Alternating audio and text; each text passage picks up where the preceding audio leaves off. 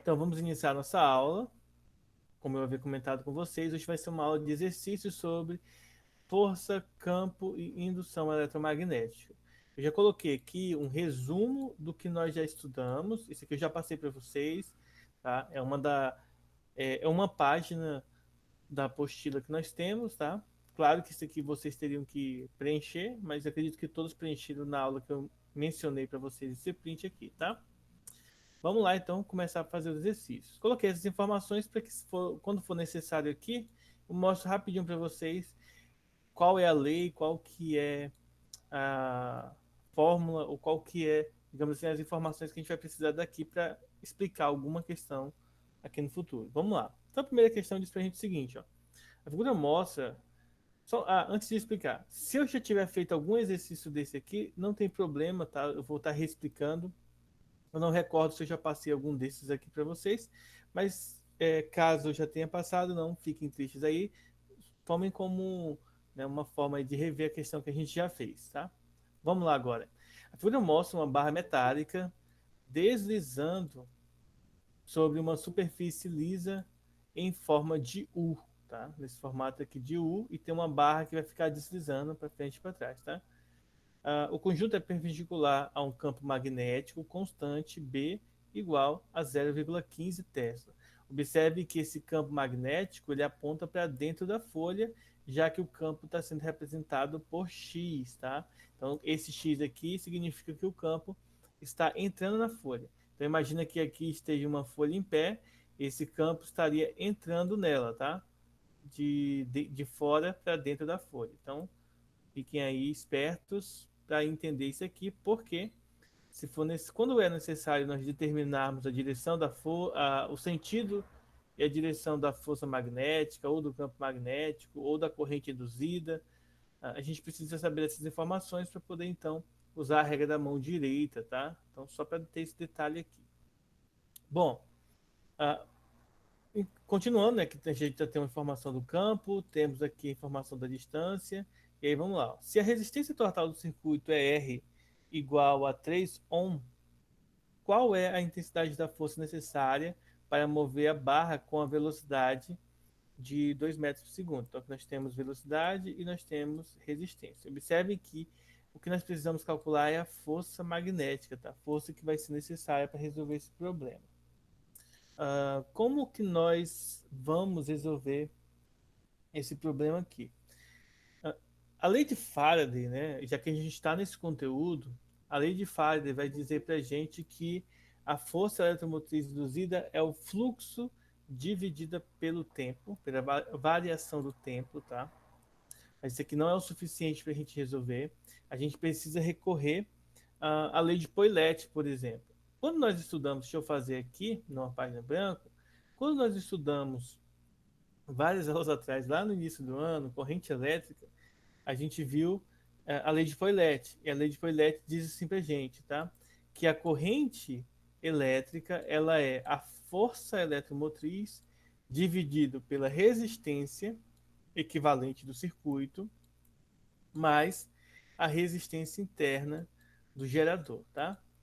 Caso esse gerador seja um gerador ideal, ou caso não tenha informação sobre a resistência interna, em geral nós podemos considerar essa resistência igual a zero, tá? Igual a nulo, né?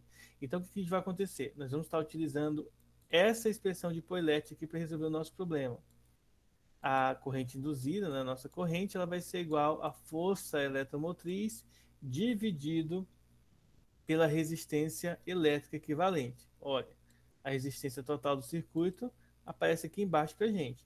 Se fosse um circuito que estivesse em série, ou se fosse um circuito que tivesse resistores em paralelo, a gente precisaria primeiro utilizar as regras de associação de resistores em série ou em paralelo para descobrir a resistência total do circuito, a resistência equivalente, tá? Mas esse problema ele é um pouco mais simples, então a gente não precisa calcular a resistência equivalente. Lembre-se, né, que a gente havia visto uma das fórmulas aqui, deixa eu ver se ela vai ter aqui. De forma resumida, em uma das aulas, nós demonstramos que a força eletromotriz, tá, aplicado a essa formulazinha aqui, ela seria equivalente ao quê? A campo vezes o comprimento vezes a velocidade dividido aqui, né, repetindo aqui a resistência, conservando aqui a resistência. E isso aqui vai ser igual a 5 vezes 10 elevado a menos 2. Como assim? Só a gente substituir aqui os valores do campo, 0,15, tá? Daqui a pouco eu falo para vocês qual que é a página aqui. Eu até peguei esse resumo aqui, mas mesmo assim ainda ficou faltando alguma coisa para a gente inserir aqui, tá? De fórmula. Mas essa fórmula que a gente viu na última aula, na penúltima aula que a gente até hoje, né? Então vamos lá. Campo é 0,15. O comprimento aqui, pessoal, é 50 centímetros. Então a gente transforma isso em metro. Então é meio metro. Vezes a velocidade, é indicada aqui por 2 metros por segundo. Então, vezes 2. Tudo isso dividido pela resistência aqui. Resistência vale 3, tá? Então a gente vai multiplicar isso aqui. Claro, com certeza aqui eu vou usar uma calculadora para a gente não perder tempo, fazendo um cálculo que é simples. Tá? Vocês vão fazer 0,15 vezes 0,50 vezes 2, que vai dar 0,15, tá? Porque meio vezes 2 é 1, 1 vezes 0,15 é 0,15. E nós vamos dividir isso por 3. Dividindo isso por 3, o resultado é 0,05, tá? Unidades de corrente, ampere. O livro, tá? Se vocês, como aqui vai aparecer notação científica, então no livro é interessante que a gente deixe isso aqui em notação científica, tá? Mas não precisa. Só para a gente poder identificar aqui a resposta mais facilmente. Então a corrente vai ser 5 vezes 10 elevado a menos 2, porque eu tenho dois dígitos aqui após a vírgula, amperes, tá? Essa aqui é o resultado, é o valor da corrente elétrica. Agora a gente precisa calcular, né, a gente precisa determinar a força elétrica. Como que a gente calcula a força elétrica? Força elétrica, já que eu tenho campo, velocidade e corrente elétrica, eu vou utilizar a fórmula normal. Força elétrica é campo vezes corrente vezes o comprimento, tá? Se nós tivéssemos a carga, nós poderíamos utilizar, por exemplo, a velocidade, mas a gente não tem a carga.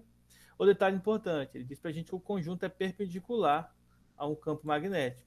Então, se o conjunto é perpendicular ao campo magnético, aquela parte da fórmula que envolve seno, tá? Que não vai ter aqui, esse aqui é só o resumo de fluxo de indução magnética, de fluxo magnético, não vai ter a fórmula da força aqui, tá? Mas aqui a força poderia ser calculada de duas maneiras distintas, a gente vai escolher essa, e como é perpendicular, o seno de 90 é 1, então não precisa aparecer. Depois disso, eu substituir valores, 0,15, que é o valor do campo, vezes a corrente, que é esse valorzinho aqui, eu vou deixar aqui no número decimal, depois eu uso notação científica, vezes o comprimento, novamente 0,50, tá? Transformando, claro, isso aqui em metros. Novamente, usando o calculador, já vou fazer o cálculo direto, então, 0,15 vezes 0,05 vezes 0,50. O resultado vai dar 0,00375, tá? Ó, eu nem preciso converter para notação científica, porque daqui eu posso observar que vai ser letra C, né? Já está marcado X aqui. Mas não é nem por causa disso. Se vocês observarem, né, o conjunto de números 375, ele aparece só aqui, né? Mas transformando isso aqui em notação científica, nós vamos ter que a força ela vai ser 3,75 vezes 10 elevado a menos 3 newtons, porque a vírgula vai se deslocar uma, duas, três unidades para a direita. Então, fica nesse formato aqui o resultado da força, tá? Então, agora eu quero tirar as dúvidas de vocês. Pessoal, ficou alguma dúvida?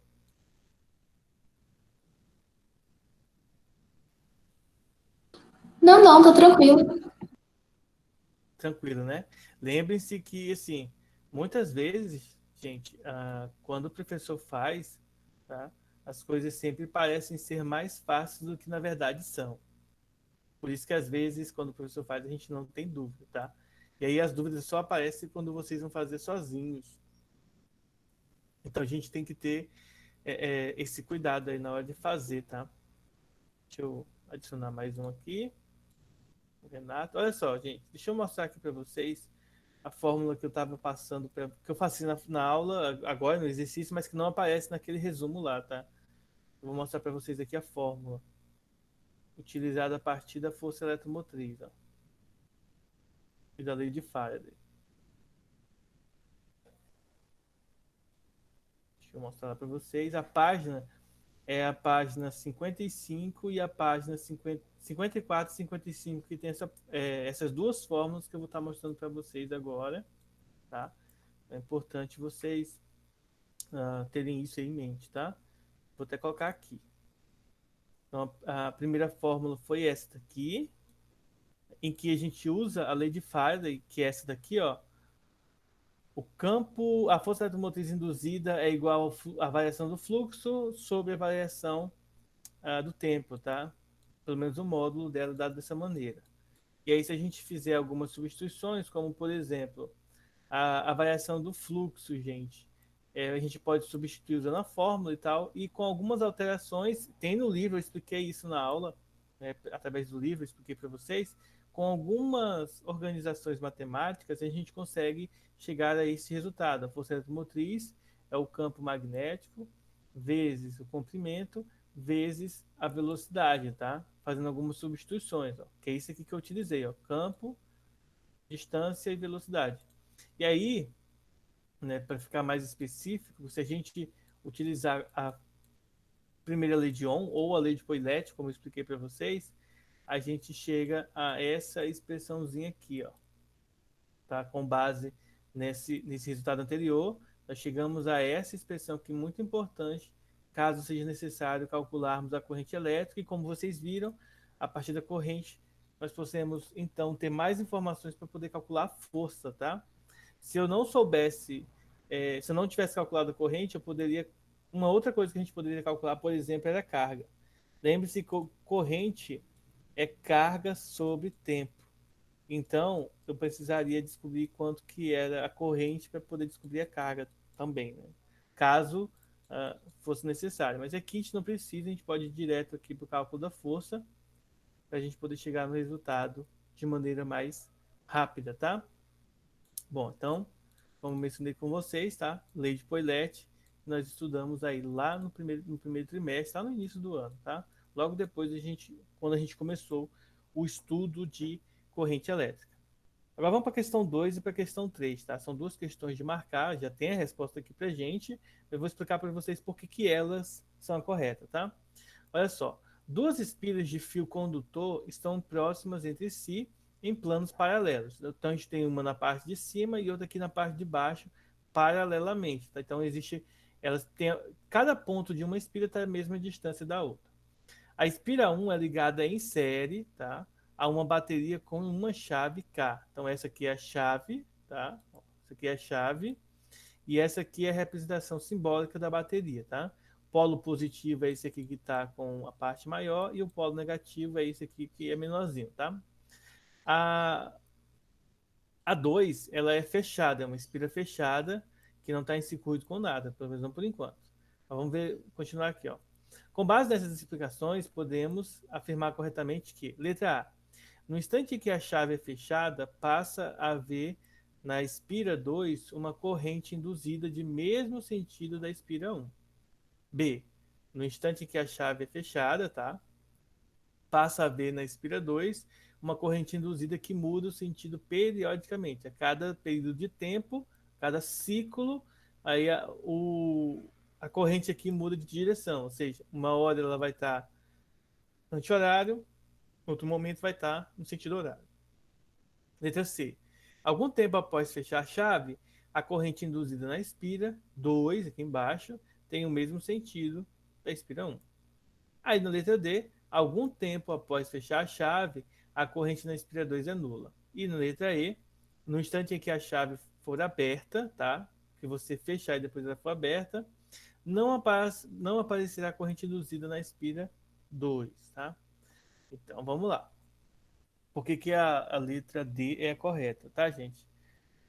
Após um intervalo de tempo curtíssimo, o fluxo deixa de variar e a corrente através da espira 2 será zero. Em outras palavras, nós temos aqui a lei de Faraday aqui, né? Nós temos que a força eletromotriz é a variação do fluxo com relação ao tempo. Vai chegar um momento em que todos esses valores que aparecem, que aparecerão aqui, eles permanecerão constantes, tá? No início, vai vir uma enxurrada de elétrons aqui passando, mas com o passar do tempo, esses valores vão se equilibrar. Então, eles vão permanecer constantes. Quando eles permanecerem constantes, a variação do fluxo, que é o fluxo final menos o fluxo inicial, isso aqui vai descer zero, porque eles serão iguais. Portanto, após um período de tempo curto, tá? Quando se fecha a chave, a corrente vai ser nula, porque o fluxo vai ser zero, tá bom? Então, a variação do fluxo, não é, o fluxo não vai ser zero, é a variação do fluxo que vai ser zero. O fluxo vai ser constante e, portanto, a sua variação é nula, tá? Lembre-se que a corrente induzida, ela aparece devido ao fato de que, deixa eu mostrar aqui para vocês, ó, a corrente induzida, tá? Ela aparece pelo fato da força eletromotriz aqui, ó, que depende do fluxo, tá? Que depende do fluxo, da variação do fluxo. Então, nestes casos, eles vão sumir, tá? Eles vão se anular por conta do fluxo ser constante. Ficou alguma dúvida?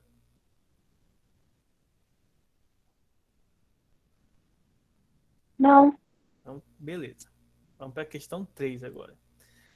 Quais serão os sentidos das correntes induzidas no circuito 1, esse aqui, e 2, quando aumentarmos o valor da resistência R, tá? Então aqui nós temos a resistência, nós temos aqui um comprimento.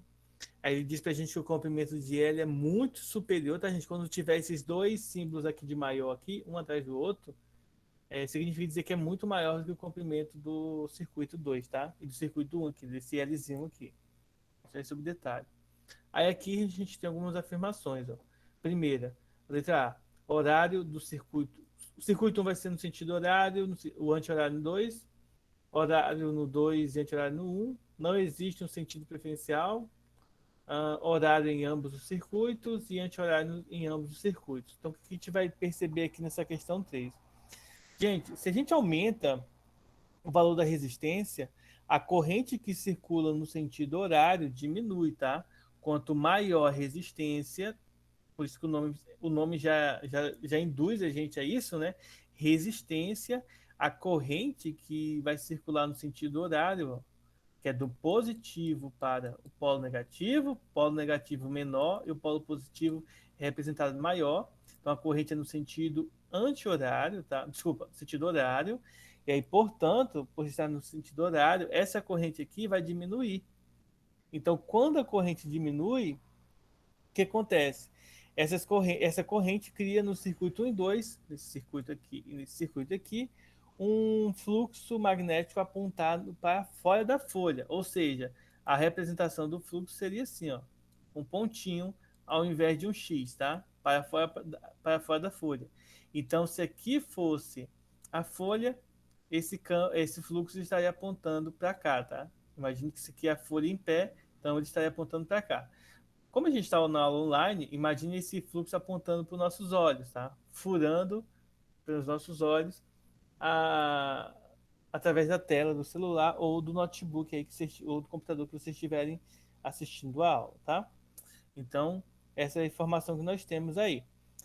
Então, como a corrente vai estar diminuindo, consequentemente o fluxo magnético também vai estar diminuindo. A corrente induzida deverá se opor a essa diminuição, ou seja, se a corrente natural, a corrente normal do circuito tem um sentido horário, então isso significa dizer que a corrente do circuito vai ter que ser no sentido oposto, ou seja, no sentido anti-horário. Mas, professor, da onde o senhor tirou isso? Ó? Deixa eu ver se vai ter aqui para gente. Ó. Lei de Lenz. A corrente induzida, tá, em um circuito fechado, em um circuito, ele vai ter tal sentido que estabelece um campo magnético que tende a se opor ao fluxo magnético que a produziu. Ora, se esse fluxo tem um sentido horário, né, induz uma corrente no sentido horário, então ele vai induzir uma corrente no sentido anti-horário aqui no circuito, tá?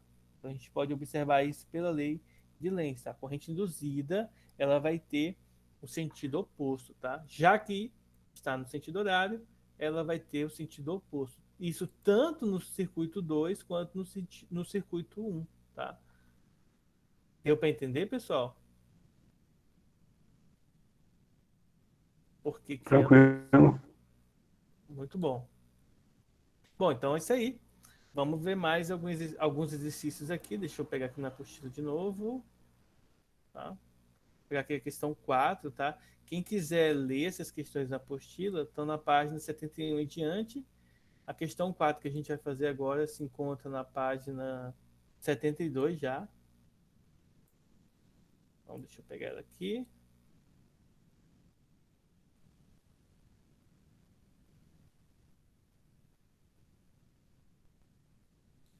Então, aqui nós temos a questão 4 e as alternativas dela. Tá? Vou colocar aqui em cima as alternativas para a gente já ver aqui. Já sabe que é a resposta é a letra C, mas vamos lá. Na figura deste exercício, uma espira retangular é colocada em um campo magnético B, tem aqui o valor do campo já. Ele fala que é perpendicular, então isso aqui é bem legal, já que é perpendicular, nós não vamos precisar utilizar o seno, bom? Puxando esse CD, que é essa arte aqui, ó, essa retinha aqui, se a gente puxar o CD para a direita, igual a questão induz a gente a fazer isso, com a velocidade de 2 metros por segundo, pode-se afirmar que a força eletromotriz induzida nos terminais é igual a quanto? Então vejam que a pergunta é quanto que vale a força eletromotriz.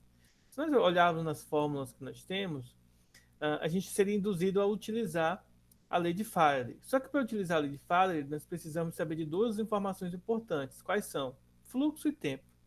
Nós não sabemos nenhuma dessas duas informações. Porém, através de algumas operações matemáticas, nós podemos usar essa formulazinha aqui, ó. O fluxo, ele é o campo magnético que é indicado na questão, ó, indicado, velocidade e o comprimento, que também tudo aqui está sendo indicado na questão. Então é bem simples, basta a gente substituir nessa fórmula. Fluxo é o campo vezes o comprimento vezes a velocidade. Ah, professor, e a resistência? Nós não precisamos usar resistência, porque resistência é para calcular aqui a corrente elétrica e não fluxo, tá? Então poderia ser feito assim. Então vamos lá. Substituindo os valores, o B vale meio, né, 0,5. Lembre-se que eu não preciso colocar o zero depois da direita aí, tá? Que não é necessário. O comprimento aqui é de 8 centímetros. 8 centímetros é 0,08 metros. E a velocidade é 2 metros, tá? Agora é só multiplicar. Não vai dar trabalho para multiplicar, porque 2 vezes meio, gente, é 1. E 1 vezes 0,08 é 0,08, tá? E agora é só a gente organizar esse valor aqui na notação científica. 8 vezes 10 a menos 2, tá? Unidades de força eletromotriz, volts. Acabamos o cálculo. Agora falta a interpretação de sentido, direção, tá? Aqui me deu um detalhe importante, ó. Aqui a gente já pode cancelar a letra A e B e E, tá? Sobraria para a gente a letra C e D como alternativas para a gente marcar. A gente sabe que a letra C porque já está aqui, mas vamos verificar o seguinte, ó. O terminal A é positivo e o terminal B é negativo, né? Mas vamos entender por que o terminal A é positivo e o B é negativo, tá? Como o circuito está aberto, a corrente induzida terá um tempo curtíssimo de duração e pela lei de Lenz, ó, pela lei de Lenz que a gente viu aqui, a corrente induzida vai ter um sentido oposto, tá? À variação do fluxo, ó, oposto aqui à variação do fluxo. A gente usou esse argumento para explicar a questão anterior também. Então, ela circulará no sentido horário, tá? Então, ela vai circular nesse sentido aqui, ó, no sentido horário aqui do nosso circuito. Isso porque ela tem de se opor ao campo. Ó, observem que o campo gerado aqui, pessoal, está indicando aqui para gente, o campo está apontando para fora da folha, tá? Então esse campo, a setinha, o vetor campo magnético está apontando para os nossos olhos. Então, como ele está apontando para os nossos olhos, usando aí a regra da mão direita, né? Esse fluxo teria que estar, a corrente induzida vai ter que estar no sentido anti-horário, mas como ele tende a se opor A corrente normal é no sentido anti-horário, então, como ele tende a se opor, a corrente induzida vai ser no sentido horário, igual eu expliquei para vocês, tá? Que é oposto ao campo, então, sentido horário. Lembre-se do seguinte: é, no sentido induzido, é no sentido anti-horário, só que no sentido real seria o quê? No sentido anti-horário. E aí a corrente elétrica ela parte do polo positivo para o polo negativo. Então, por isso que o terminal A é o positivo e o terminal B é o negativo, semelhante ao que eu expliquei para vocês aqui. Ó. A corrente sai do positivo e vai para o negativo. Tá bom? Ficou alguma dúvida, gente?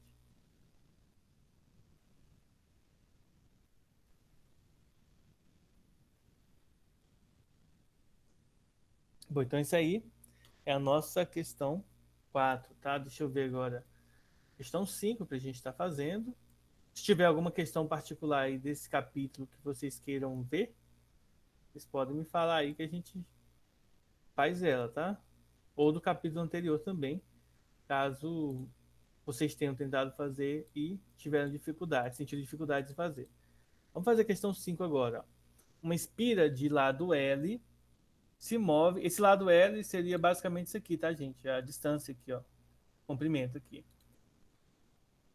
Se move com velocidade constante V quando colocada num campo magnético uniforme e perpendicular. Então, quando fala perpendicular é porque a gente pode descartar aí a possibilidade do seno. Perpendicular ao plano da espira, tá? A força eletromotriz induzida na espira, enquanto estiver totalmente mergulhado neste campo, vale quanto? Então, a gente quer saber quanto que vale a força eletromotriz nesse momento. Se eu tenho algumas informações como comprimento, velocidade de campo, a força eletromotriz é induzida para a gente a calcular desse modelo aqui, né? Mas vamos ver. Observe que não tem, na verdade, não tem valor nenhum isso aqui. A gente sabe que a resposta é zero, mas por que que é zero, né? Aqui a gente tem que interpretar essa questão para a gente saber qual que é o valor. Por que que vai ser zero, gente? Pois a espira está totalmente imersa no campo magnético, isto é, embora sua área seja cortada por um fluxo magnético, ele não vai estar variando, ou seja, você vai ter uma espira totalmente mergulhada numa região aqui, vamos supor que eu vou estar fazendo círculos aqui só para tentar simular como se fosse totalmente inserido no campo magnético.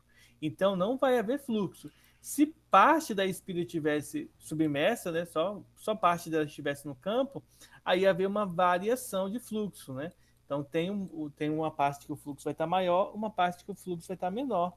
Então, como vai estar lá dentro totalmente, então todos os pontos vão ter o mesmo valor do fluxo. O fluxo não sofre mudança. Então, vejam pela lei de Faraday. A força eletromotriz é a variação do fluxo. Se o fluxo não sofre mudança, isso significa dizer, então, que a variação do fluxo é nula. Então, se é nulo, nulo dividido por qualquer número, sem ser zero, é zero. Então, a força eletromotriz, nesse exemplo aqui, é zero, tá? Então, por isso, que nessa questão 5 o valor do fluxo vai ser zero, tá? Vamos ver agora a questão 6, uma questão da Unicamp, muito boa. Deixa eu analisar aqui. Se tiver dúvidas, tá, gente? Pode ligar o microfone aí e falar. Tá? Ou manda no chat aqui. No chat tem algumas informações aqui. Vocês podem estar mandando. Aí eu vejo, já eu vejo se vocês tiverem dúvida ou não. Vamos para a questão 6 agora. Também vou colocar um ao lado do outro aqui. Para a gente ver as respostas aqui, ó. Então vamos lá, fazer ela. Uma espira metálica deslocando-se em translação retilínea da posição A para a posição D encontra uma região do campo magnético uniforme perpendicular ao plano, só que penetrando ele, ou seja, ao invés de estar apontando para os nossos olhos, o campo está apontando para trás da tela do computador, para a tela do celular, tá? Está apontando para lá. A letra A diz o seguinte, ó, em que partes do percurso aparece uma corrente induzida na espira, tá? Aí aqui já tem a resposta para a gente, é no ponto B, tá? E no ponto C da espira vai aparecer uma corrente induzida nessa espira, tá? Observe que a espira é esse círculozinho aqui ao redor do A e do D, tá? Do ponto A e do ponto D. Só será estabelecida uma corrente induzida na espira enquanto o fluxo magnético através de sua área variar. Isso só ocorre nos pontos B e D. Quando ele estiver aqui dentro, o fluxo vai ser nulo, tá? Ele vai estar totalmente mergulhado aqui dentro. Então, e quando ele estiver fora do campo magnético, não vai ter campo magnético para induzir corrente elétrica. Então, não vai ter como, né? Letra B. Qual é o sentido da corrente nessas partes, na parte B e na parte C? Na parte B é no sentido anti-horário, tá? Então é só a gente observar o seguinte: quando você insere aqui dentro a espira, tá? Então o fluxo magnético nesse momento aqui ele vai estar aumentando. Então vai ser no sentido anti-horário, tá? No sentido anti-horário. Quando você estiver saindo, o fluxo magnético ele vai estar decrescendo, vai estar diminuindo. Portanto, tá? Vai ser no sentido horário da corrente. Vocês podem estar associando isso aí ao sentido horário e anti-horário com o crescimento e o decrescimento do fluxo magnético, que lembra para a gente aqui, nesse início aqui, ó, essa associação entre corrente, força eletromotriz e fluxo, tá? Então, quando o fluxo for. Deixa eu mostrar para vocês aqui. Eu vou explicar nessa fórmula, tá? Só para vocês verem. Quando o fluxo for. Desculpem, tá, gente? Eu estou bugando aqui. Decrescente, né? Quando ele estiver, não, é crescente quando ele estiver aumentando. Lembre-se que a lei de Faraday diz para gente que é menos, tá? O fluxo em relação ao tempo. Mas o professor aqui não aparece. Não aparece aqui porque, na verdade, o sinal ele é utilizado, tá, gente, para saber o sentido, tá? Só para dizer se ele é anti-horário ou horário. No caso aqui, quando ele estiver aumentando, isso significa dizer que o fluxo é positivo, tá? A variação do fluxo é positivo, mas com esse sinal de menos, então ele vai ser negativo, logo, sentido anti-horário. Quando o fluxo estiver diminuindo, significa dizer que a variação do fluxo é negativa, menos com menos dá mais, então sentido horário, tá? Então a gente pode analisar dessa maneira aí, só utilizando um pouco de jogo de sinal para saber se vai ser anti-horário ou horário, tá? Lembre-se sempre que até agora, quando a gente começou desde o campo magnético, o sentido ele deixou de ser o sentido para a direita, para a esquerda, para cima e para baixo, igual a gente analisava nas forças elétricas, tá? E agora passou a ser no sentido horário ou anti-horário, tá? Então a gente tem essa mudança aí de sentido, de forma como a gente analisa o sentido. Bom, então essa aqui é a questão 6, tá?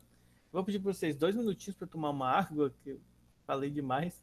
Vou tomar uma água, toma uma água aí também, aí a gente volta aqui 2 minutinhos para a gente fazer as questões 7 em diante, tá? Já volto aqui com vocês.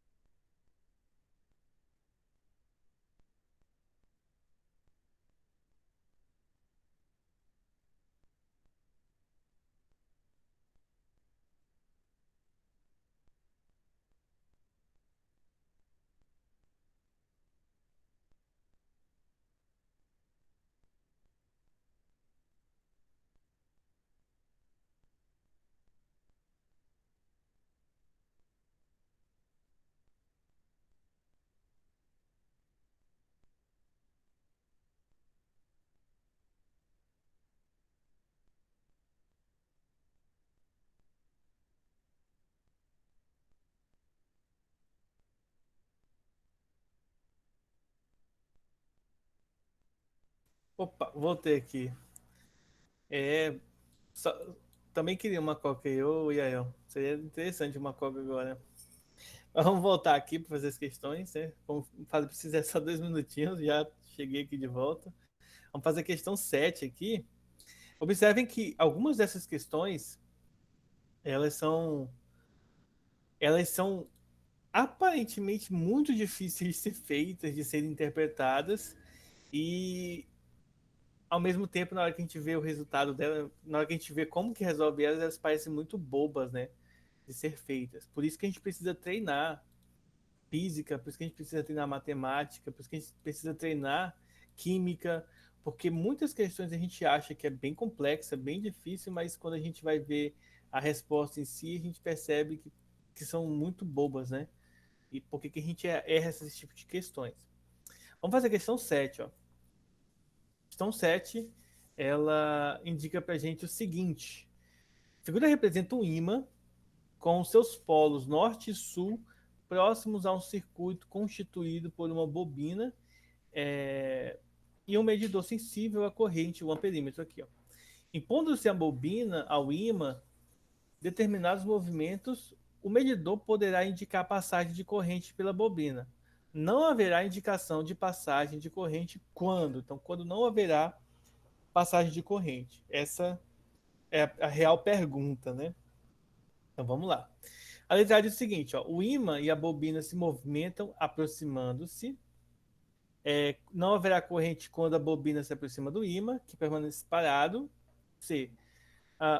Não faz sentido nenhum, tá, gente? Porque tanto faz se por exemplo, se não houvesse movimento, passagem de corrente quando a bobina se aproxima do ímã, então se o ímã se aproxima do bobina, também não vai ter, né? Não faz sentido nenhum, não importa quem está se movimentando aqui, porque no final o processo de aproximação de afastamento é o mesmo, independentemente de quem está indo de encontro com o outro, tá? Então a letra B aqui não faz sentido nenhum. C, o ímã se desloca para a direita e a bobina para a esquerda, ou seja, os dois se afastam, tá bom? A letra D fala o seguinte, que é quando o ímã e a bobina se desloca ambos para a direita com a mesma velocidade, que é correto, né?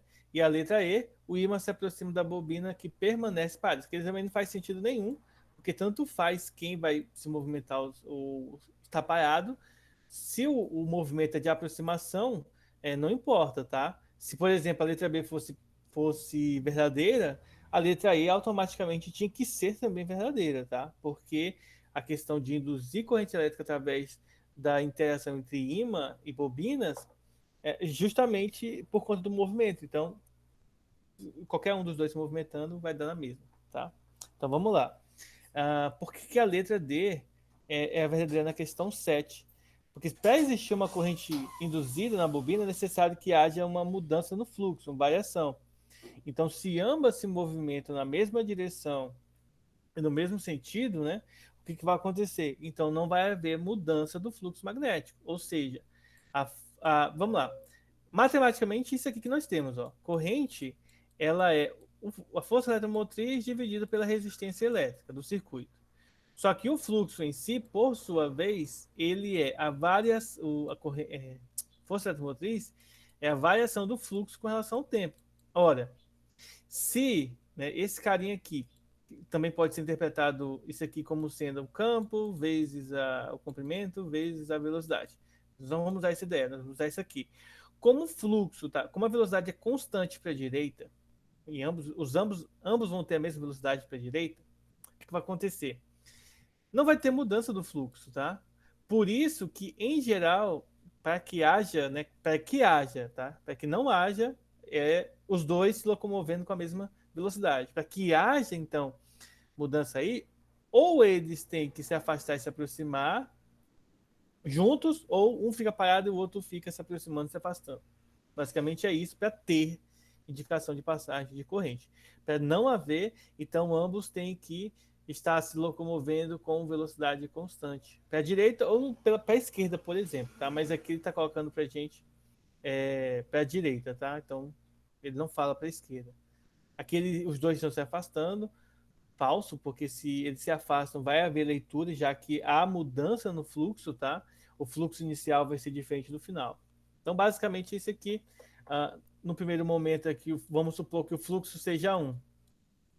Se desloca aqui 2 metros por segundo para a direita, aqui esse circuito, então eles vão estar sempre na mesma distância do outro, então não vai provocar mudança no fluxo magnético, então vai continuar sendo 1, por exemplo. Só exemplo, tá, gente? Portanto, não há mudança. E aí o que acontece? Não há mudança de fluxo, então a variação do fluxo é zero. Se a variação do fluxo é zero, força eletromotriz é zero. Se a força eletromotriz é zero, corrente é zero, tá? Então, basicamente, essa é a resposta aí dessa questão. Ficou alguma dúvida? Vejam, né, como é simples a análise, tá? Claro que quando o professor está explicando aqui, a análise parece ser bem simples, tá? Eu sei que na prática, na hora de vocês fazerem sozinhos, é que o problema surge. Mas aí é aquele outro detalhe que eu acabei de falar para vocês. É treino, tá? Leiam que vai dar certo, tá? Vamos lá. Questão 8. O ímã em forma de barra cai atravessando uma espira. Então vejam aqui que ele está caindo e vai atravessar essa espira. Como indica essa figura aqui?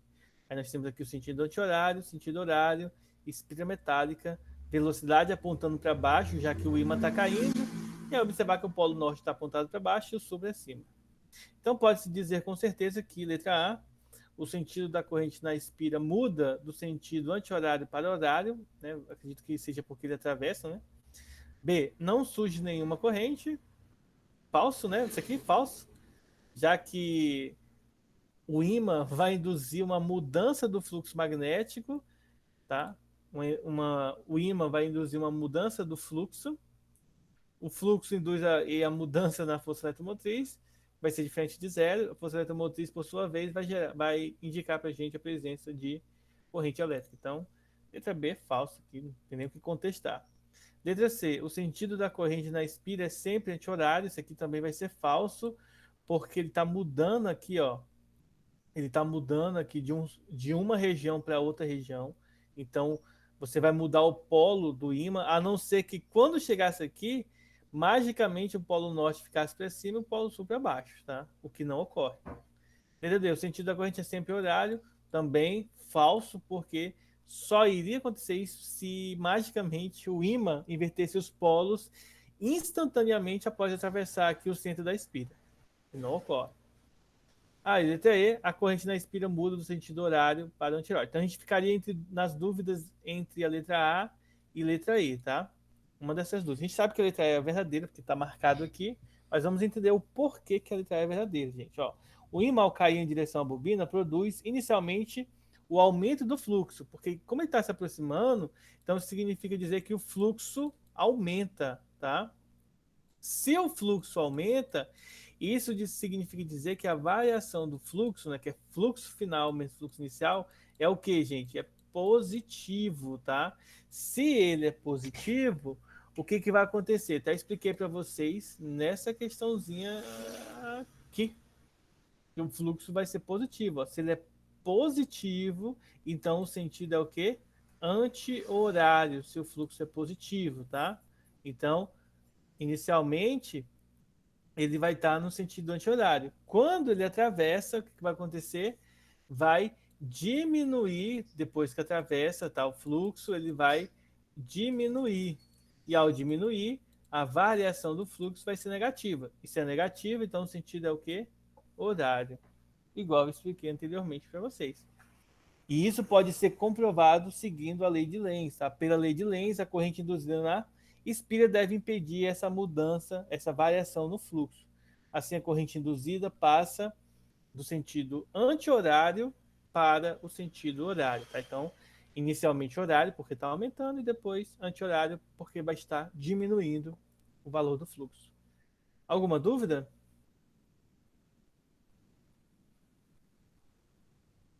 Bem tranquilo, né? Deixa eu ver aqui uma outra questão.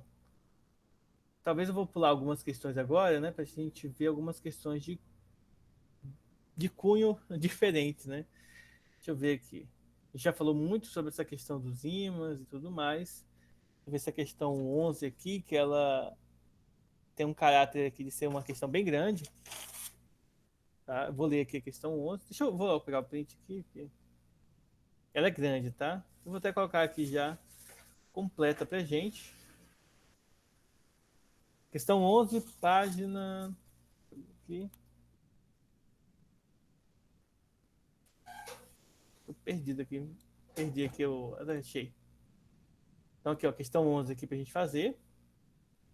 Se vocês quiserem ver ela na apostila, página 74, tá? Então, a questão 11 diz assim, ó.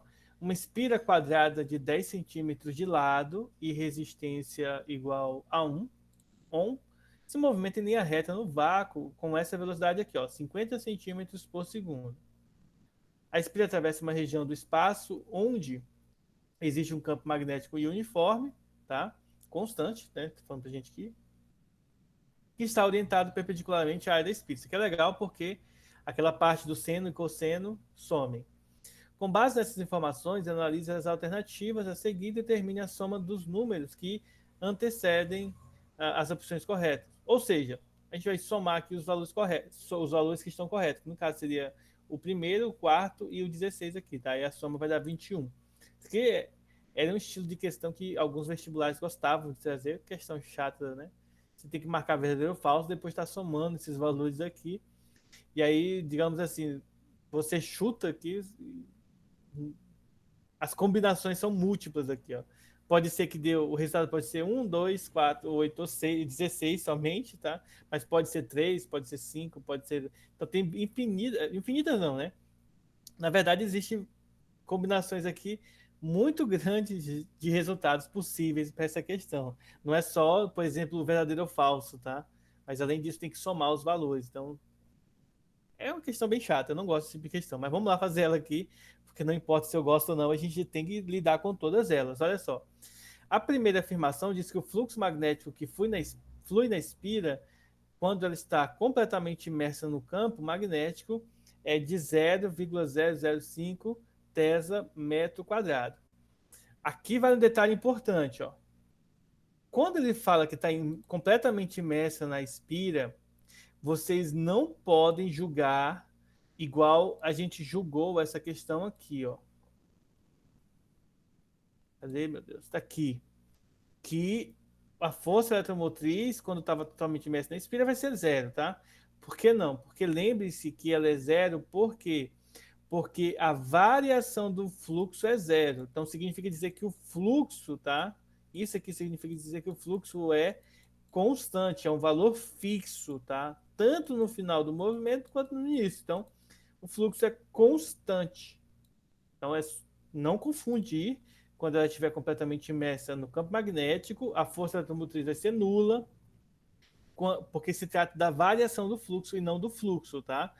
Diferenciem fluxo da variação do fluxo. Fluxo é um valor específico X.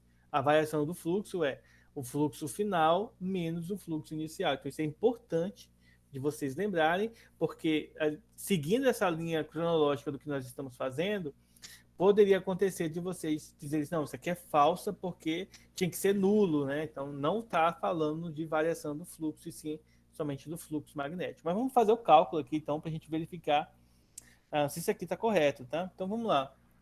A afirmação 1, a gente resolve ela fazendo o quê?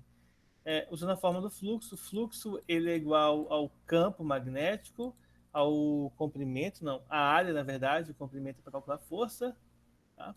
Ok? É a área vezes o cosseno do ângulo, tá?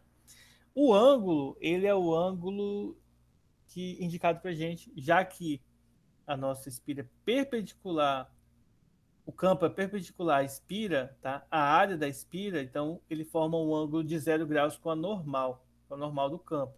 Basicamente isso aqui, ó. Imagina que isso aqui é a nossa espira, eu nem lembro mais, não, é quadrada, tá? Mas não importa se é quadrada, para essa análise. Se o campo é perpendicular à área da espira, significa dizer que o campo forma um ângulo de 90 graus com a espira, tá? E o vetor normal, ele forma um ângulo também de 90 graus, ou melhor, de 90 graus com a espira, logicamente, a normal e o campo magnético vão ter a mesma direção e sentido, logo o ângulo aqui vai ser de 0 graus. Lembre-se que o cosseno de 0 é 1, e aí é só substituir os valores, ó. O valor do campo magnético é meio, E ele diz para a gente que essa espira é uma espira quadrada. Se é uma espira quadrada e tem 10 centímetros de lado, então deixa eu apagar isso aqui. Só mostrar para vocês aqui, ó. O L, não. Opa, não é L. O A, ele é lado ao quadrado. Se o lado é 10 centímetros, então a gente vai transformar isso aqui em notação científica, tá? 10 centímetros, pessoal, na verdade é 0,010, tá?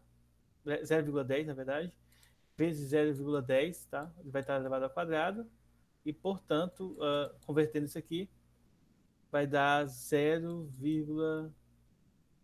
vamos fazer a calculadora aqui para não errar, vai que eu erre, né? É 0,10 vezes 0,10 que vai dar 0,01. Esse aqui é o resultado aqui da área em metros quadrados, tá? Tomem cuidado porque aqui está em centímetros e observem que a unidade aqui, ó, do fluxo está em metros quadrados. Então tem que converter esse carinha para metro quadrado, porque senão você acaba errando, né? E aí você vai pegar esse valor aqui e substituir na área. Portanto, ó, o fluxo ele vai ser igual ao valor do campo, meio, vezes o valor da área, que é 0,01. Multiplicando esses dois valores, vai dar isso aqui, ó, 0,005 teslas metro quadrado. Lembrando que fluxo também pode ser indicado pela letra W, tá? W maiúsculo, que é o Weber. Pronto, acabou a questão. Pelo menos o item A, o item 1, tá? Ficou meio confuso, pessoal? Ou deu para entender legal isso aqui? Vocês podem se pronunciar aí, viu? Então é bem tranquilo fazer esses cálculos aqui, desde que vocês lembrem das afirmações. Bom, deixa eu explicar uma coisa aqui nessa questão aqui que talvez não tenha ficado tão claro para a gente entender melhor. Pessoal, tomem cuidado nesse estilo de questão, porque olha só, ele pede para a gente calcular o fluxo e vocês vão ver a palavra perpendicular. Também pode induzir a gente ao erro. Lembre-se que cosseno de zero é 1, mas cosseno de 90 é zero, tá? Então, a gente às vezes pode confundir e achar que esse perpendicular à área da espira vai indicar para a gente que o ângulo é de 90 graus. Mas como eu expliquei para vocês, ó, caso você tenha uma espira no formato quadrangular, como está sendo indicado aqui para a gente, espira quadrada, o campo ele vai apontar para cima, já que ele está com um ângulo de 90 graus, tá? E o vetor normal também aponta para cima, vetor N, tá?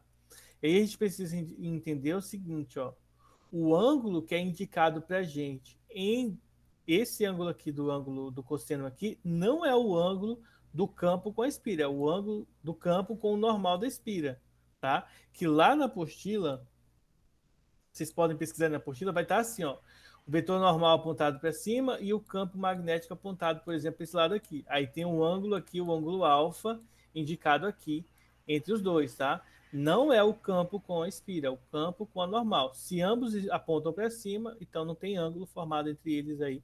Então o ângulo é nulo, tá? Então esse detalhe é importante na hora de resolver esse tipo de questão para não confundir algumas informações que são pertinentes, tá? Agora vamos lá fazer mais uma questão. Vamos fazer a letra 2, ou a informação 2, né? A afirmação 2 diz para a gente o seguinte: a força eletromotriz induzida na espira, quando ela entra na região do campo magnético, é igual a 5 volts, tá? Vejam que aqui ele não está falando que está completamente imersa, tá? A gente sabe que é falso, mas a gente não pode dizer que é automaticamente zero, tá? Igual a gente fez naquela outra questão que eu mostrei para vocês, tá? Então, no item 2, a gente tem que calcular o campo. Como que calcula o campo? Usando a lei de Faraday, desculpa, campo não, força eletromotriz, tá? Ele quer a força. Então, a força eletromotriz induzida é através da lei de Faraday, que vai ser a variação do fluxo com relação ao tempo. Observem que, então, nós vamos ter 0,005 dividido por quanto? Pela variação do tempo, tem tempo aqui. Não, ele não fala o tempo. Não é dito o tempo pra gente, né? Bom, eu não falo o tempo, mas a gente vai obter o tempo da seguinte maneira: temos velocidade e temos distância, então, como que já que é quadrado, então todos os lados é iguais, então a velocidade é igual ao delta S sobre delta T, tá, pessoal? Então significa dizer que o tempo ele vai ser a distância, tá? O delta S sobre a velocidade. Então, se vocês observarem, o delta S aqui ó, é 10 centímetros e o, a velocidade, ó, 50 centímetros por segundo. Observem que, ó, tá em centímetro e tá em centímetro, então não preciso nem fazer conversão, transformar isso aqui em metro e isso aqui em metro por segundo, tá? Já que ambos estão na mesma velocidade. Então é só se dividir isso aqui. Quando você divide 1 para 5, vai dar 0,2 segundos, tá? Então esse aqui vai ser o valor do tempo aqui, ó, 0,2 segundos. E ao dividir esse valor aqui, pode dividir na calculadora, vocês vão encontrar esse resultado aqui, ó, 0,025 volts, tá?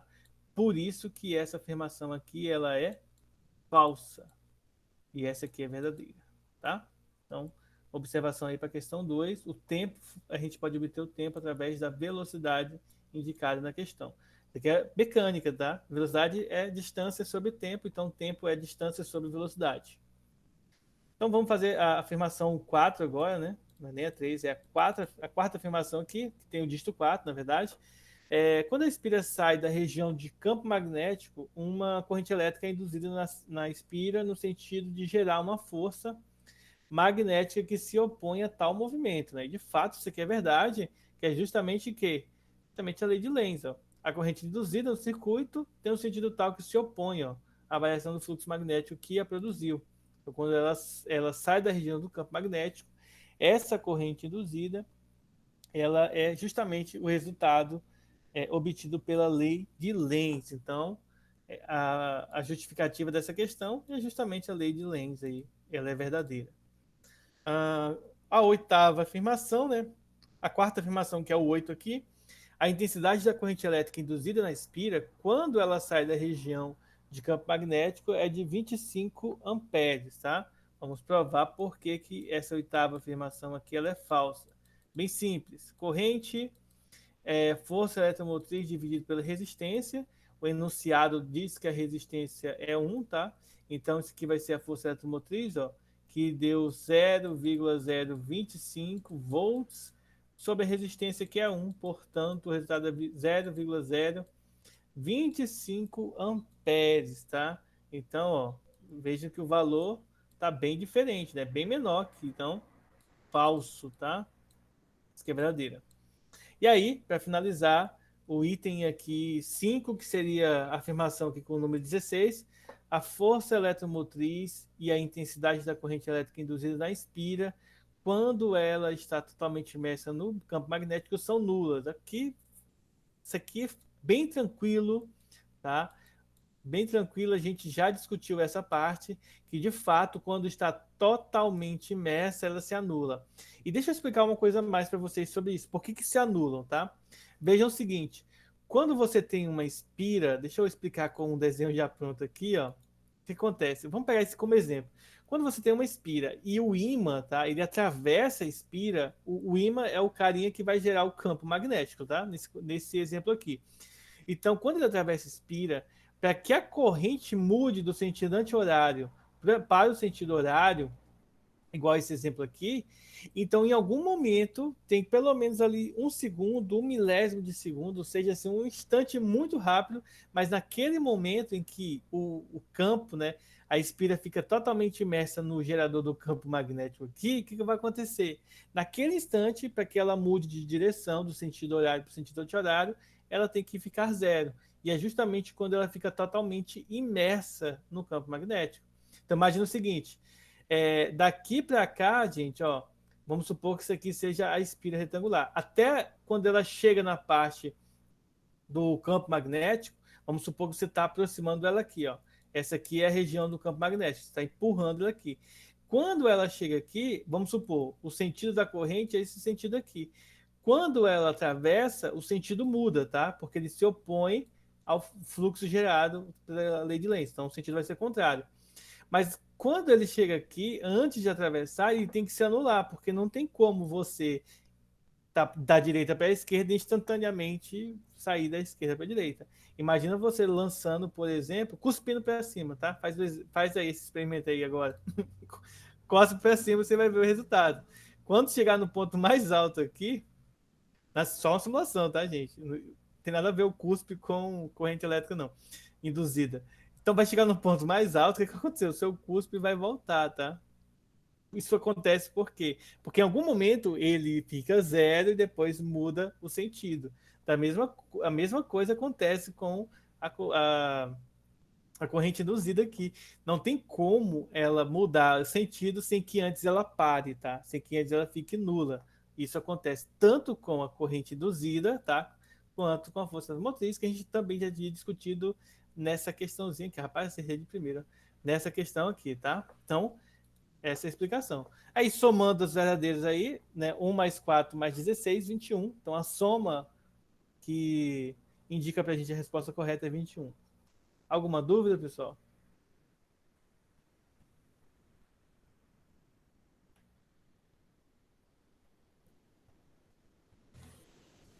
Isso aí, então, mais uma questãozinha aí resolvida. Essa foi grande, né? Por isso que eu não gosto desse tipo de questão da gente ficar marcando aí várias e várias coisas aí.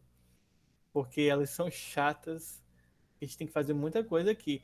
E aí, como elas são chatas, eu vou fazer mais uma que é a questão 13, tá, gente? Que é justamente usando essa mesma essa mesma característica. Só que o legal dessa questão 13 é que ela vai apresentar para a gente aquele conteúdo de potência, de número de espiras, voltagem, o valor do primário, o valor do secundário. Então é importante a gente fazer, tá? Eu não gosto de fazer questão desse tipo numa prova, mas a gente tem que fazer para treinar. Por isso que a gente vai fazer mais uma dessa, com essa mesma característica. Um transformador, justamente, ó, 1, 2, 4, 8, 16. Até o resultado é o mesmo aqui, tá? Isso é uma coincidência raríssima. Vamos lá. Um transformador tem os seguintes valores nominais de especificação. Esse transformador entra com 210 volts e devolve aí, né, tem uma saída de 220, com potência de 660 watts.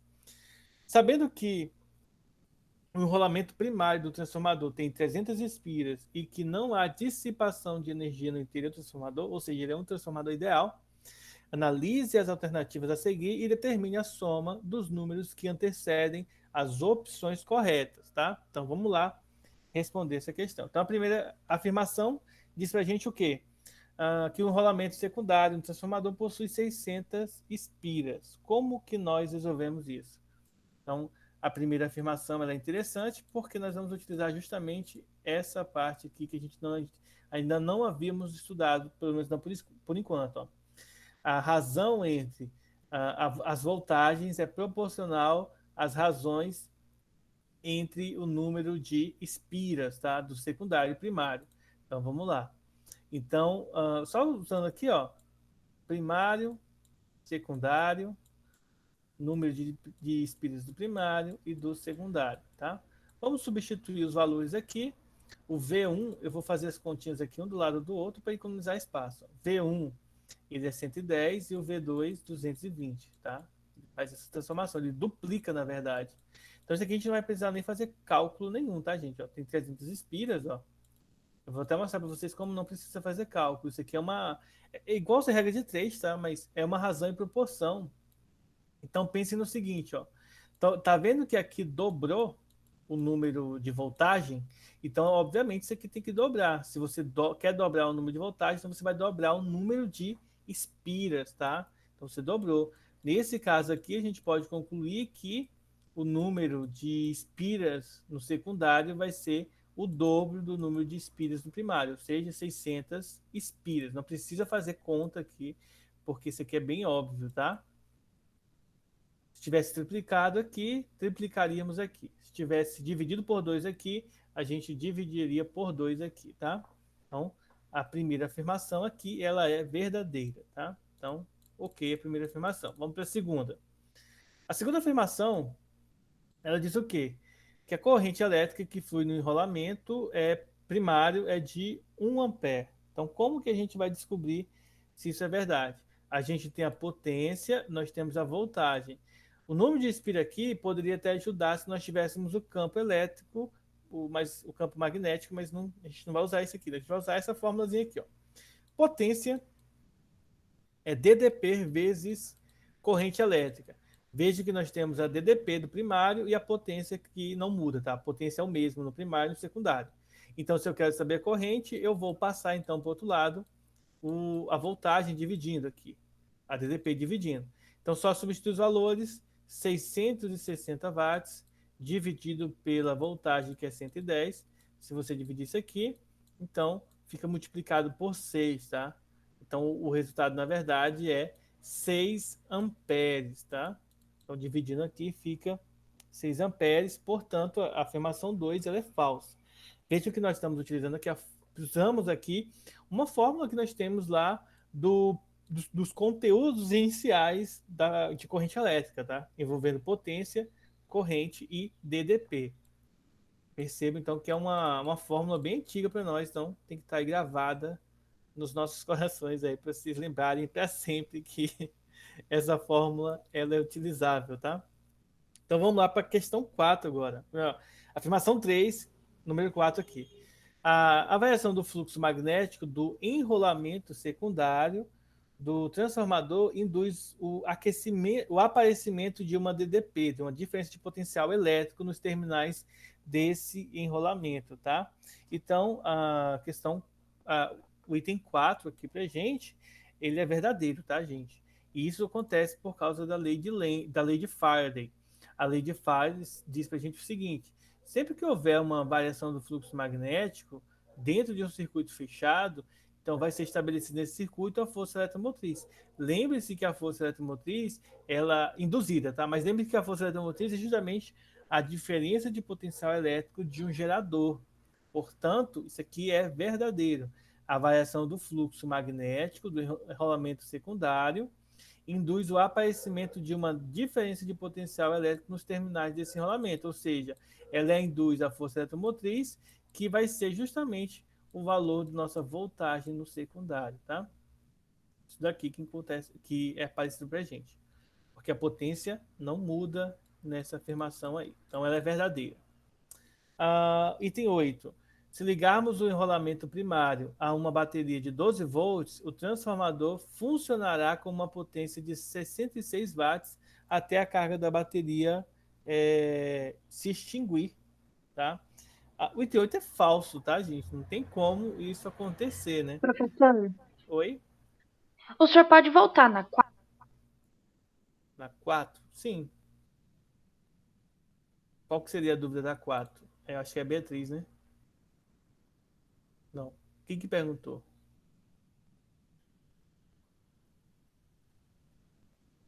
Tô achando que... Ah, ela caiu. Espera, ela perguntar de novo qual que era a dúvida na 4. Oi, Beatriz. Qual que era a dúvida na 4?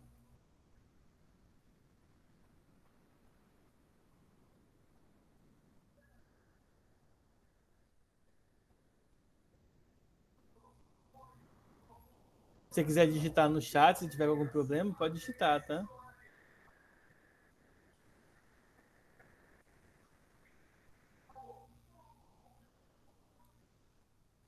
Você foi bem rápido, né, Beatriz? Se você quiser, manda aí no chat aí que eu respondo, tá?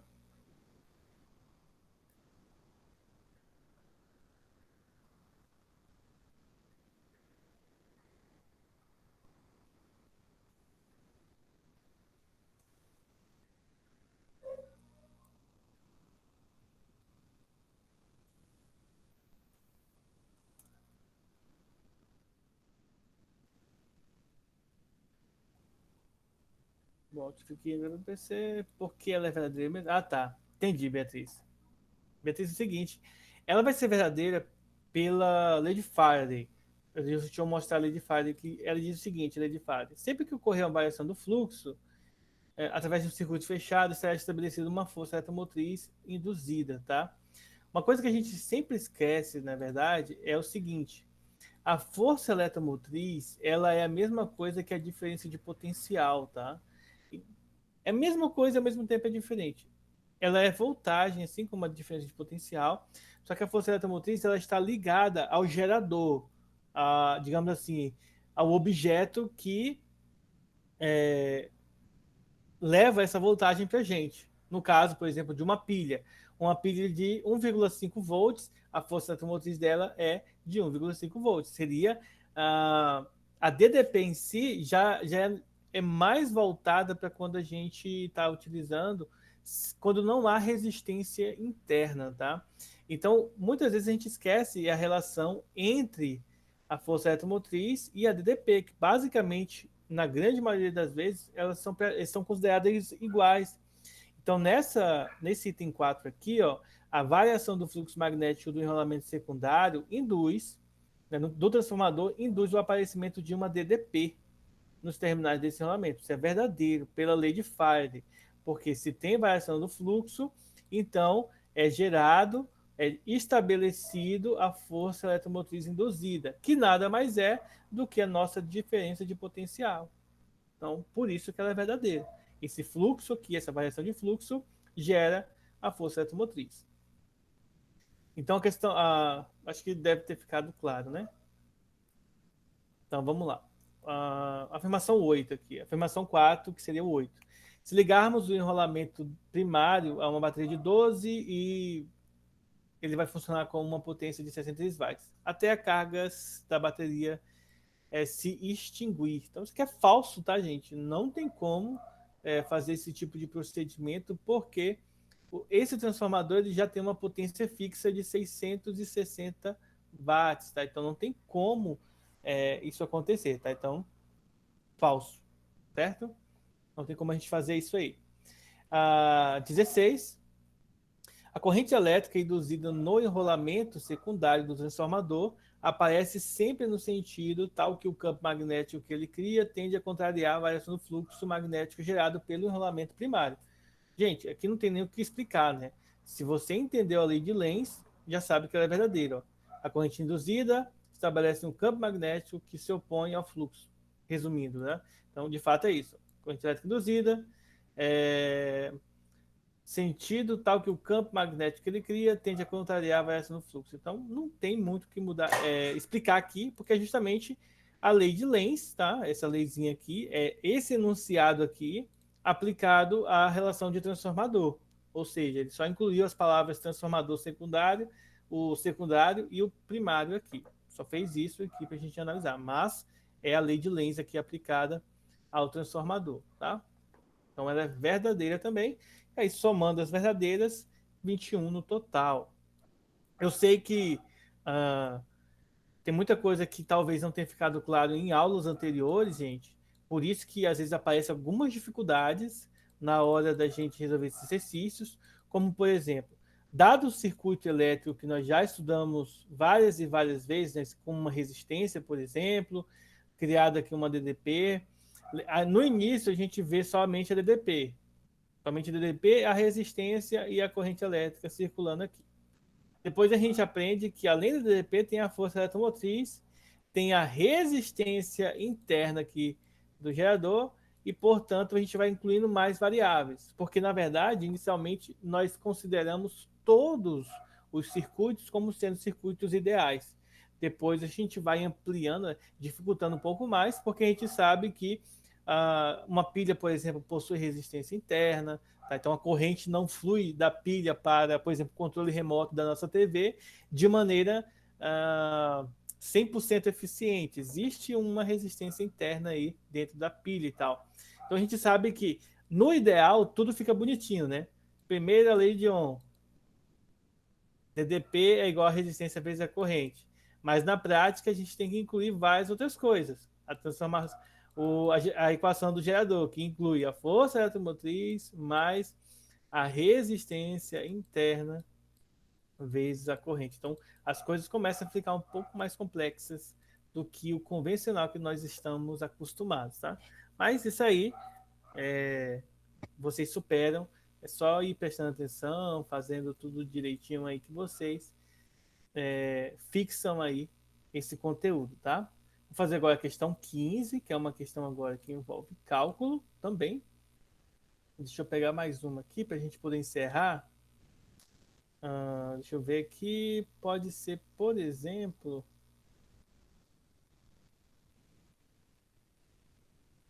Pode ser questão 20. Vou fazer 21 aqui. É uma questão teórica, tá? É legal fazer essas teóricas aqui. Até porque, como eu sou formado em matemática, geralmente eu faço muita questão de cálculo e as teóricas eu meio que pulo, né? Não sei se vocês já perceberam isso. E aí talvez isso seja um pouco ruim para vocês. Então, por isso que hoje eu estou fazendo muita questão teórica, porque geralmente eu acabo pulando. Eu gosto muito de fazer conta, então fazer cálculo é mais fácil, eu acho.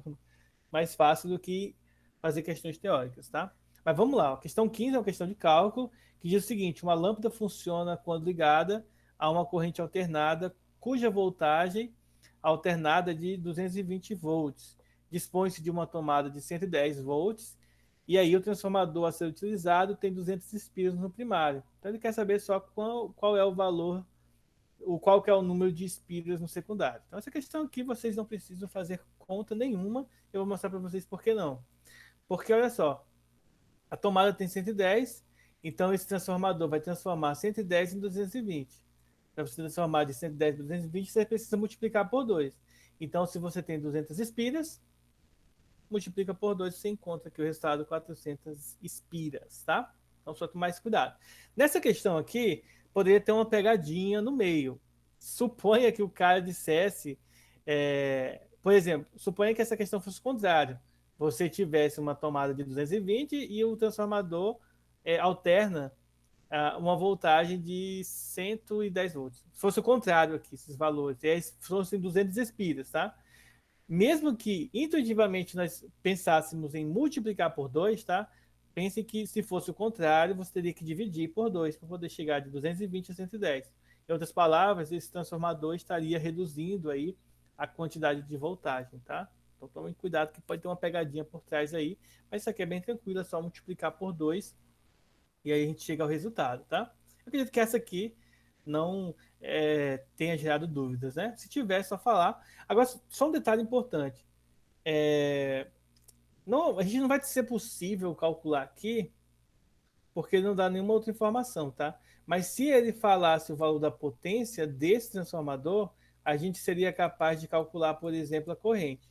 Se ele desse a corrente, e aí, por exemplo, se desse a corrente do primário, e aí a gente poderia calcular, por exemplo, também a corrente do secundário, tá? É só usar essas relações matemáticas que a gente usou aqui e essa outra aqui. Deixa eu ver, acho que está aqui, tá? É só usar essas relações aqui. A gente poderia chegar aí no resultado. Agora vamos para a questão 21. A questão 21, ela afirma o seguinte: a figura representa uma espira e um ímã próximos. Das situações a seguir, a que não corresponde à indução de corrente na espira é aquela em que, letra A, o ímã se aproxima. Isso aqui é a questão 100% idêntica a essa questão para cá. Deixa eu ver aqui. Essa questão aqui, 100% idêntica a essa, tá? Acho que a resposta é até a mesma, deixa eu olhar aqui. O ímã e a bobina se deslocam ambos para a direita. Ah, precisa nem fazer, né, gente? Deixa eu escolher outra aqui, que eu fui infeliz. Essa questão igual, né? Igual, igual, igual. Deixa eu ver se é o mesmo. Não, esse aqui é do ITA, só mudou que aqui tem um circuito desse formato aqui, que é um Inspira, mas a resposta é a mesma, né? Acho que o cara que fez estava com preguiça, copiou e colou. Agora, saber quem copiou de quem é que é o detalhe. Então, é a mesma questão, tá, gente? Ó. Então, ele só quer saber quando que não tem corrente, tá? Então, ele não vai ter corrente quando ambos se deslocarem com a mesma velocidade para a direita, tá? Lembrando que é porque não vai haver, se a velocidade é a mesma, então eles não vão ter diferença de distância. Essa diferença de distância vai induzir que não vai ter diferença no fluxo magnético, porque não vai aumentar e nem diminuir o fluxo. Então a variação do fluxo é zero, e aí a força eletromotriz é zero, portanto a corrente vai ser zero, tá? Uma coisa puxa a outra aí, já que todas essas relações aqui que eu citei para vocês estão conectadas fisicamente, mas a gente pode incluir isso de forma matemática, tá? Uma está ligada com a outra e, portanto, finaliza em que ela vai ser zero. Então, desculpe aí pela infelicidade de ter escolhido uma questão que é igual à outra que a gente já fez. E aí, para a gente então finalizar agora, deixa eu pegar aqui, deixa eu ver. Vamos pegar a próxima questão, então, né? No lugar da 21, vamos ver a 22 aqui. Já que não deu, a 21 a gente já tinha feito, né? Com um outro desenho, só o desenho que muda. Então, a 22, ela tem a seguinte característica, tá? o experimento mostrado pode ser usado para produzir energia elétrica. Deve-se aproximar e afastar continuamente o ímã do conjunto de espiras. Quanto a esse experimento, o que é correto afirmar? A gente sabe que é a letra D, né? Está mostrado aqui para gente, mas vamos analisar por que a letra D é correta. Ó. Ao aproximar o polo norte do ímã das espiras, tá? O polo norte aqui, surge em P, na extremidade das espiras, um polo sul que tende a acelerar o ímã aproximando da espira. B. Ao se posicionar o ímã muito próximo das espiras, mantendo nessa posição, a corrente elétrica induzida será máxima. Isso aqui vai ser falso, né? A gente sabe que se mantém fixo numa posição, vai anular. Em um determinado período de tempo, ele vai ter corrente, mas logo, logo ele vai se anular, então não vai ser máximo. Letra C. A velocidade com que o ímã é aproximado ou afastado não altera o valor da corrente elétrica induzida, né? Falsíssimo, porque corrente ele é a força eletromotriz dividida pela resistência, mas a força eletromotriz é campo, comprimento e velocidade.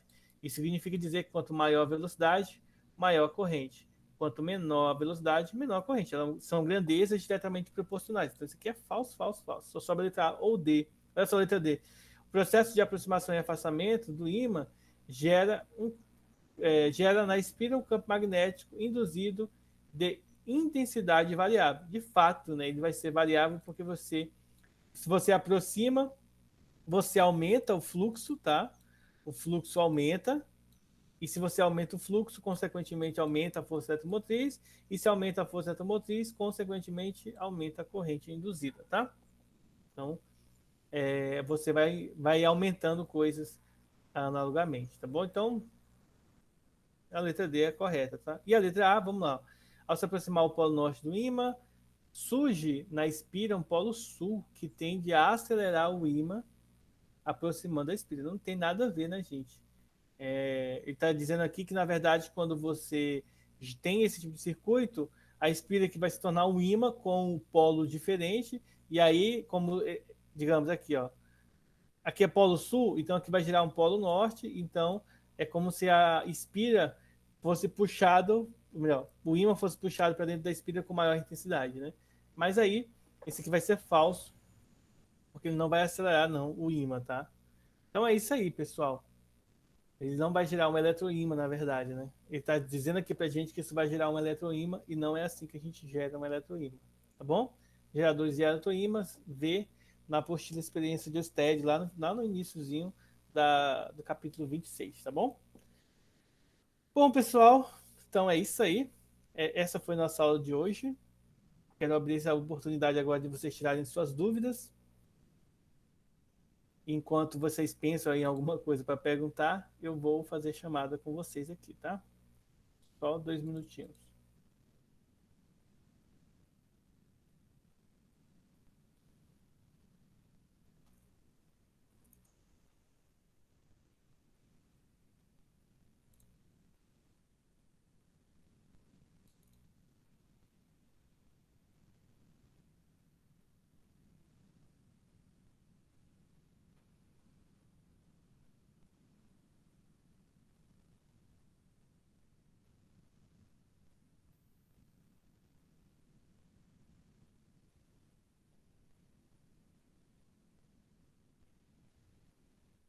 É, eu vou até parar de gravar já. Eu vou pegar